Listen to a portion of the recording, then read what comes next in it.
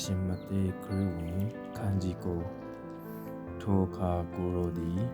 လှေစီး၍ကူးပြင်သဖြင့်မိမိမြို့သို့ရောက်တော်မူ၏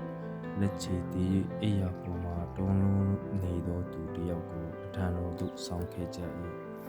ယေရှုသည်ထိုသူတို့၏ယုံကြည်ခြင်းကိုမြင်လျင်လက်ချေတည်သောသူအားငါသားမစိုးရိမ်နှင့်သင်၏အဖြစ်ကိုလွတ်စေပြီဟုမိန့်တော်မူ၏ကျမ်းပြုစရာအချို့တို့ကဤသူသည်ဖျားကိုလွန်ကျူး၍ပြောသည်ဟုထင်ကြ၏ယေရှုသည်ထိုသူတို့၏စိတ်ကိုသိမြင်တော်မူလျင်သင်တို့သည်အဘယ်ကြောင့်ငြူစူသောစိတ်ရှိကြသနည်းအဘယ်စကားကိုတာ၍ပြောလွယ်သနည်းသင်၏အဖြစ်ကိုလွတ်စေပြီဟုပြောလွယ်သလောသင်ထား၍လှမ်းတော်လောဟုပြောလွယ်သလောလူသားသည်မြေကြီးပေါ်မှအပြစ်လွတ်ပိုင်သည်ကိုသင်တို့သိစေခြင်းကထလော့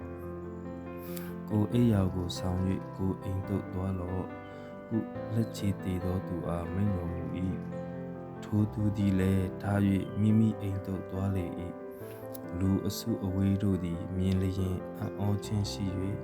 လူတို့အားဤသို့သောအခွင့်ကိုအပ်ပေးတော်မူသောဘုရားသခင်၏ဂုဏ်တော်ကိုချီးမွမ်းကြ၏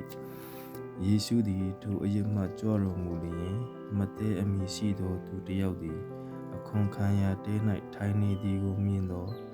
ငါနောက်သို့လိုက်လော့ဟုမိန့်တော်မူ၏ထိုသူသည်လည်းထား၍နောက်တော်သို့လိုက်လေ၏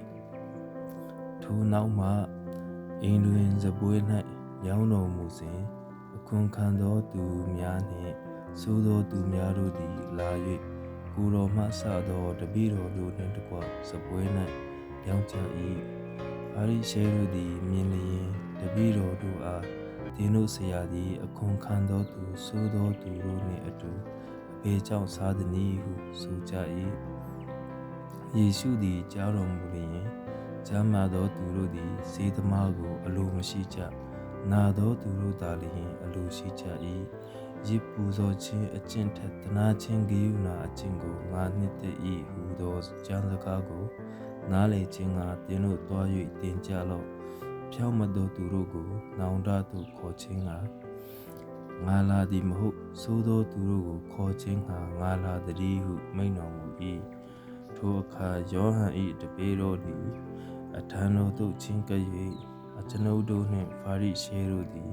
အဖန်တလဲလဲအစာရှောင်ကြသည်ဖြစ်၍အဘယ်ကြောင့်ကိုယ်တော်၏တပည့်တို့သည်အစာမရှောင်ဘဲနေကြပါသနည်းဟုလျှောက်ကြ၏ယေရှုကလည်းမင်္ဂလာဆောင်လို့လင်သည်မိမိအပေါင်းအဖော်တို့နှင့်အတူရှိစဉ်အခါသူတို့သည်စိတ်မသာညှိတွားတတ်ကြသလောမင်္ဂလာဆောင်လို့လင်ကိုသူ၏အပေါင်းအဖော်တို့နှင့်ခေါ်၍ယူသွားသောအချိန်ကာလရောက်လိမ့်မည်ထိုအခါသူတို့သည်အစာရှောင်ကြလိမ့်မည်အဝတ်ဟောင်းကိုအထည်နှင့်ဖာလက်မရှိထိုသို့ဖာလျင်ဖာသောအထည်သည်အဝတ်ဟောင်းကိုစား၍ပေါက်ကျတတ်၏၎င်းနည်းဟောင်းသောတရေဘူး၌အသစ်သောစပျစ်ရည်ကိုထည့်လျက်မရှိထိုသို့ထည့်လျင်တရေဘူးသည်ဆုတ်ကွဲသဖြင့်စပျစ်ရည်သည်ယို၍တရေဘူးလည်းပျက်စီးတတ်၏အသစ်သောစပျစ်ရည်ကိုအသစ်သောတရေဘူး၌ထည့်လျက်ရှိ၏ထိုသို့ထည့်လျင်နှစ်ပါးစလုံးမပျက်စီးဟုမိန့်တော်မူ၏ထိုစကားကိုမိန့်တော်မူစဉ်အရာရှိတစ်ယောက်သည်လာ၍ပြည့်ဝလျက်အကျွန်ုပ်၏သမီးသည်ယခုပင်တည်ဆဲရှိပါ၏သို့တော်လည်းကိုယ်တော်သည်ကြွ၍သူ့ပေါ်၌လက်ကိုတင်တော်မူလျင်အသက်ရှင်ပါလိမ့်မည်ဟုလျှောက်၏ယေရှုသည်ထား၍တပည့်တော်တို့နှင့်အတူထိုသူနောက်သို့လိုက်တော်မူ၏ထိုအခါ12နှစ်ပတ်လုံးသွေးသွန်အနာဆွဲသောမိန်းမတစ်ယောက်ကငါသည်အဝတ်တော်ကိုသာတို့လျင်ချမ်းသာရမည်ဟုစိတ်ထင်နှင့်နောက်တော်သို့ချဉ်းကပ်၍အဝတ်တော်၏ပပွားကိုတို့လေ၏ယေရှုသည်လှည့်၍ထိုမိန်းမကိုမြင်တော်မူလျင်ငါသမီးမစိုးရိမ်နှင့်သင်၏ယုံကြည်ခြင်းသည်သင်အနာကိုငြိမ်းစေပြီဟုမိန့်တော်မူ၏ထိုခဏမှစ၍ထိုမိန်းမသည်အနာကင်းပြောက်လေ၏အရာရှိအိမ်သို့ရောက်တော်မူ၍တီးမှုတ်သောသူတို့နှင့်များစွာသောလူတို့သည်အုံတဲတဲပြုကြသည်ကိုမြင်လျင်ဖယ်ရှားကြလော့ မင်္ဂလေးတည်သည်မဟုတ်အိပ်ပျော်သည်ဟုမိန်တော်မူသောထိုသူတို့သည်ပြည့်ရည်ပြုကြ၏ထိုလူများကိုပြင်သို့ထွက်စေပြီးမှအတွင်းသို့ဝင်၍မင်္ဂလေး၏လက်ကိုကိုင်တော်မူသည်တွင်သူသည်ထလေ၏ထိုသတင်းစကားသည်တပြည်လုံး၌ပြန့်နှံ့ကျော်စောလေ၏ထိုရက်မှယေရှုသည်ကြွတော်မူစဉ်မျက်စိကန်းသောသူနှစ်ယောက်တို့သည်နောက်တော်သို့လိုက်၍ဒါဝိဒ်၏သားတော်ကျွန်တော်တို့ကိုတနာတော်မူပါဟုဟစ်ကြော်ကြ၏အိမ်သို့ဝင်တော်မူလျင်မျက်စိကန်းသောသူတို့သည်အထံတော်သို့ချဉ်ကပ်ကြ၏ကိုယ်တော်ကလည်းဤအမှုကိုငါတတ်နိုင်သည်ကိုယုံသလောဟုမေးတော်မူလျင်ယုံပါ၏သခင်ဟုလျှောက်ကြ၏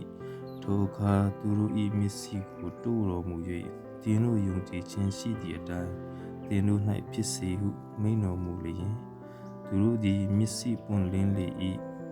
ယေရှုကလည်းအဘယ်သူမျှမသိစေခြင်းဟာသတိပြုကြလော့ဟုမြစ်တားတော်မူ၏သို့တော်လည်းထိုသူတို့သည်တွား၍သတင်းတော်ကိုတပြည်လုံး၌ပြန့်နှံ့ကျော်စောစေ၏ထိုသူတို့သည်ထွက်သွားကြသည့်နောက်နှဆိုးဆွဲသောလူတယောက်ကိုအထံတော်သို့ဆောင်ခဲ့ကြ၏နှဆိုးကိုနှင်ထုတ်တော်မူပြီးမှထိုသောသူသည်စကားပြော၏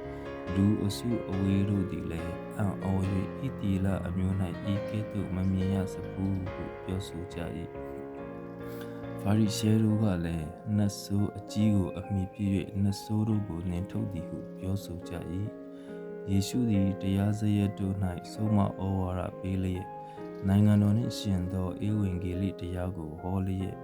လူများခံရသောအနာရောဂါအမျိုးမျိုးတို့ကိုငြိမ်းစေလျက်မြို့ရွာရှိသမျှတို့ကိုဒေသစာရီလှည့်လည်တော်မူ၏လူအစုအဝေးတို့ကိုမြင်တော်မူလျင်တနာချင်းစိတ်ရှိတော်မူ၏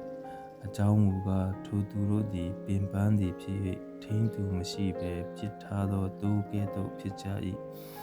ထိုအခါကိုယ်တော်ကစပါးရိတ်เสียများစွာရှိ၏ရိတ်သောသူတို့သည်နေကြ၏ထိုကြောင့်လှုပ်ဆောင်သောသူတို့ကိုစပါးရိတ်စေခြင်းဟာဆေလွတ်တော်မူမည်အကြောင်း